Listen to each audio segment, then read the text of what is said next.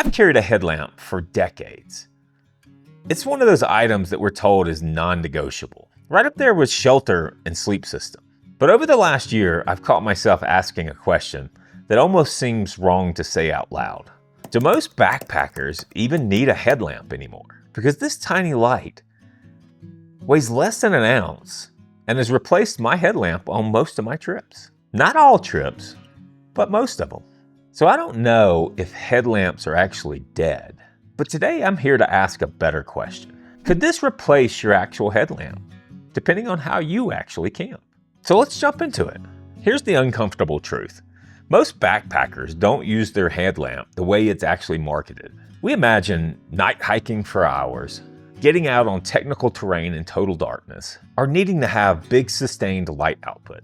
But in reality, most of us use light for maybe 10 to 15 minutes while cooking, inside our tent, or maybe to read, maybe we're organizing our gear, or to just stumble outside of our tent in the middle of the night when we need a bathroom break. Short bursts of time, low output, and mostly using it around camp a little bit. And that's where the conversation really starts to get interesting. This is a Rovi Von Aurora, specifically the A series.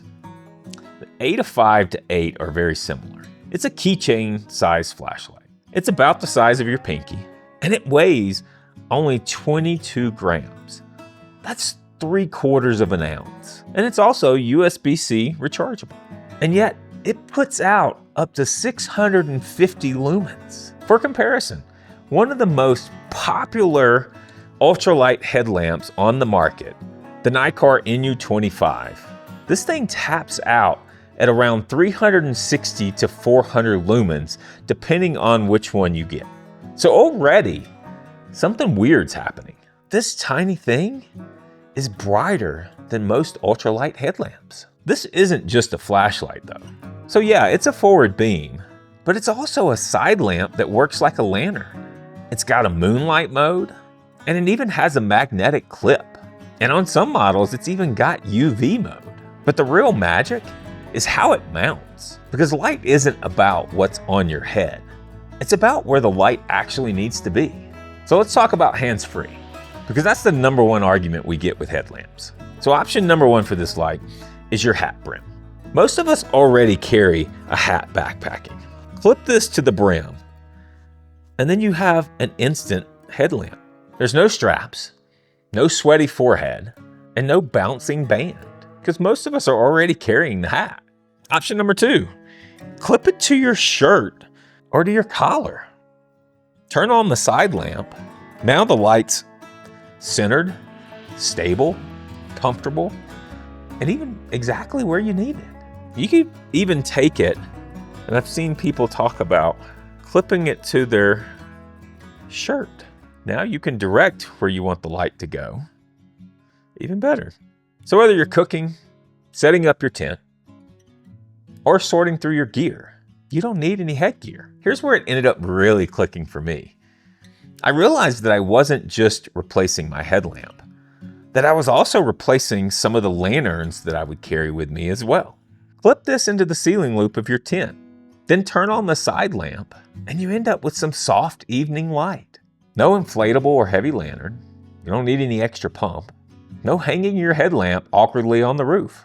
One light, 3 different jobs. Now let's talk about the elephant in the room, battery life. Yes, the battery is smaller than most traditional headlamps. This light has about 330 milliamp hours, compared to about 650 milliamp hours in something like the Nitecore NU25.